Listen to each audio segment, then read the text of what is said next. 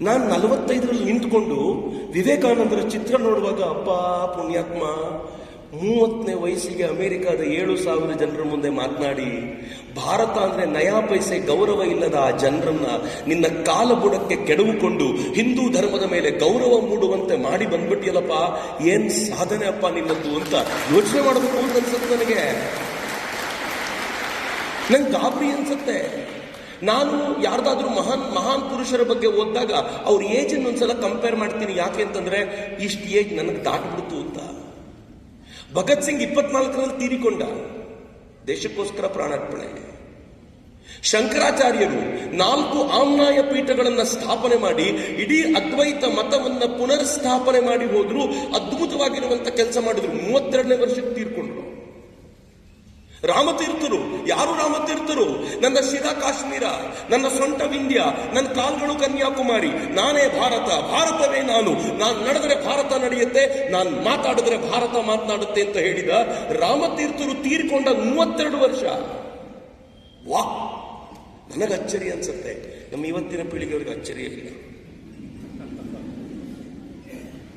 ಭಾವನೆಗಳು ಸತ್ತೋಗಿವೆ. ನಮ್ದು ಭಾವನೆಗಳಿವೆಯಾ? ಯಾವ ಭಾವನೆನೂ ಇಲ್ಲ ರೀ. ಈ ಭಾವನೆಗಳು ಸತ್ತೋಗೋದಕ್ಕೆ ನೀವು ಮಾತ್ರ ಕಾರಣ ಅಲ್ಲ, ನನ್ನ ತಂದೆಯವರ ಪೀಳಿಗೆಯವರು ಮಾಡಿಕೊಂಡ ತಪ್ಪು ಕಾರಣ.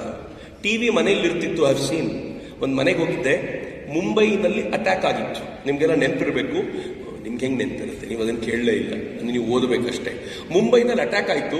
ಅಟ್ಯಾಕ್ ಆದಾಗ ಈ ಟೆರರಿಸ್ಟ್ಗಳು ಬಂದು ಒಂದು ಹೋಟೆಲ್ ಮೇಲೆ, ತಾಜ್ನ ಮೇಲೆ, ಇಂಡಿಯಾ ಗೇಟಿನ ಮೇಲೆ ಅಟ್ಯಾಕ್ ಮಾಡಿದ್ರು.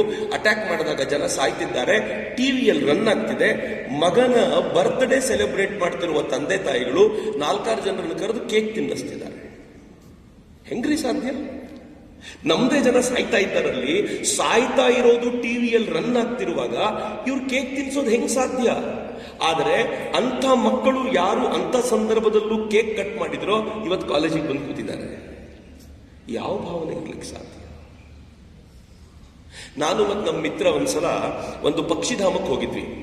ಒಂದು 25-30 ಪಕ್ಷಿಗಳು ಒಂದೇ ಸಲ ಹೀಗೆ ಹಾರೋದ ತಕ್ಷಣ ನಾನು ಸಹಜವಾಗಿ ಹೇಳಿದೆ, ರಾಮಕೃಷ್ಣರಿಗೆ ಒಂದ್ಸಲ ಚಿಕ್ಕ ವಯಸ್ಸಿನಲ್ಲಿ ಇದನ್ನು ನೋಡಿದ್ದಕ್ಕೆ ಭಾವ ಸಮಾಧಿ ಬಂದಿತ್ತಂತೆ ಕಣ, ನಮ್ಗೆ 500 ಪಕ್ಷಿ ಜೊತೆಲಿ ಹೋದ್ರು ಏನೂ ಆಗಲ್ಲ ಅಂತಂದೆ. ಅವ್ನು ಬಹಳ ಚೆನ್ನಾಗಿ ಹೇಳ್ದ, ಭಾವನೆಗಳೇ ಸಮಾಧಿ ಆಗಿರೋರಿಗೆ ಭಾವ ಸಮಾಧಿ ಎಲ್ಲಿಂದ ಬರ್ಲಿಕ್ಕೆ ಸಾಧ್ಯ ಅಂತ. ಏನ್ ಬ್ಯೂಟಿಫುಲ್ ಮಾತು ಗೊತ್ತಾ? ನಾವು ರಾಮಕೃಷ್ಣರ ಪದತಲದ ಧೂಳಿಯೂ ಆಗೋದಿಲ್ಲ. ಯಾಕೆಂದ್ರೆ ಸತ್ತೋಗಿವೆ ಭಾವನೆಗಳು. ಹೆಂಗೆ ಜಾಗೃತಗೊಳಿಸೋದು? ಅದನ್ನ ಹೇಗೆ ಫೀಲ್ ಮಾಡ್ಕೊಳ್ಳುವಂತೆ ಮಾಡ್ಕೊಳ್ಳೋದು?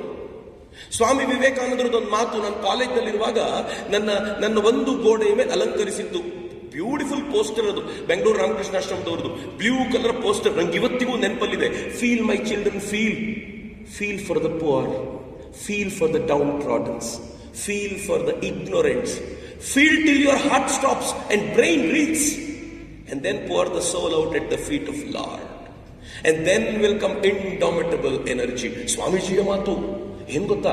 ನನ್ನ ಮಕ್ಕಳೇ, ಬಡವರಿಗೋಸ್ಕರ ಮರುಗಿ, ಅಜ್ಞಾನಿಗಳಿಗೋಸ್ಕರ ಮರುಗಿ, ದಲಿತರಿಗೋಸ್ಕರ ಮರುಗೋದು ಹೆಂಗಿರಬೇಕು?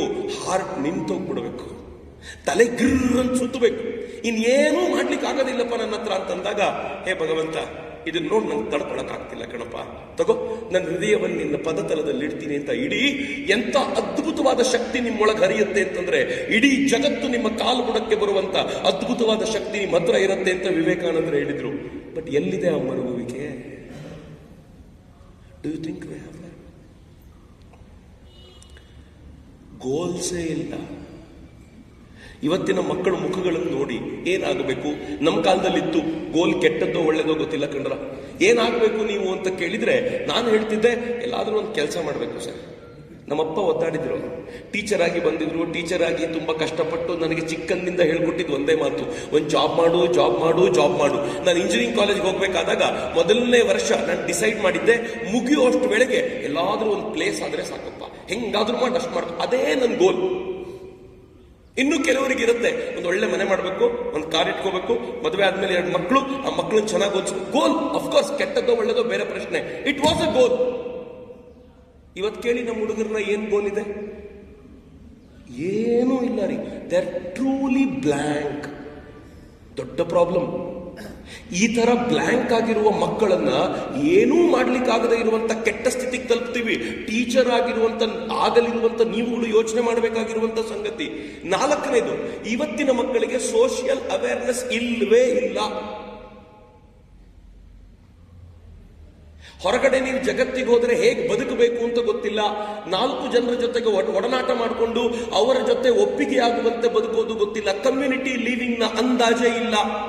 ನಾನು ಪ್ರತ್ಯೇಕವಾಗಿರಬಲ್ಲೆ, ನನ್ನ ಪಾಡಿಗೆ ನಾನು ಇರಬಲ್ಲೆ ಅಂತ. ನನ್ನ ಪಾಡಿಗೆ ನಾನು ಇರಬಲ್ಲೆ ಅಂತಂದ್ರೆ ಒಬ್ಬನೇ ಅಲ್ಲ, ಕೈಯಲ್ಲೊಂದು ಮೊಬೈಲ್ ಬೇಕಷ್ಟೇ, ಯಾರು ಬೇಡ. ಇನ್ನು ಈ ಬೇರೆಯವ್ರನ್ನ ನಾವು ನೋಡ್ತೀವಿ.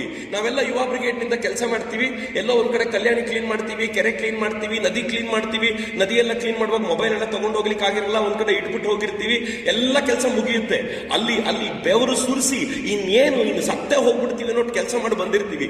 ಬಂದು ಊಟಕ್ಕೆ ಅಂತ ಜೊತೆಯಲ್ಲಿ ಕೂತಾಗ ಒಬ್ರಿಗೊಬ್ರಿಗೆ ಮಾತಾಡಲ್ಲ. ಇಷ್ಟೊತ್ತು ಮೊಬೈಲ್ ಬಿಟ್ಟು ಹೋಗಿದ್ವಲ್ಲ, ಎಲ್ಲರೂ ತಲೆ ತಗ್ಗಿಸಿ ಕೂತ್ಬಿಟ್ಟಿರ್ತೀವಿ. ಏನೇನು ಬಂದಿದೆ ಮೆಸೇಜ್ ನೋಡ್ಬೇಕು ಅಂತ. ಈ ತರ ಇಷ್ಟು ದೂರ ಆಗಿರೋದು ಯಾಕಿದು ಅಂತ ಯೋಚನೆ ಮಾಡಿದ್ದೀರಾ ಯಾವಾಗಲಾದರೂ? ನಾನನ್ನೇ ಡಿಸ್ಕಸ್ ಮಾಡ್ತಿರುವ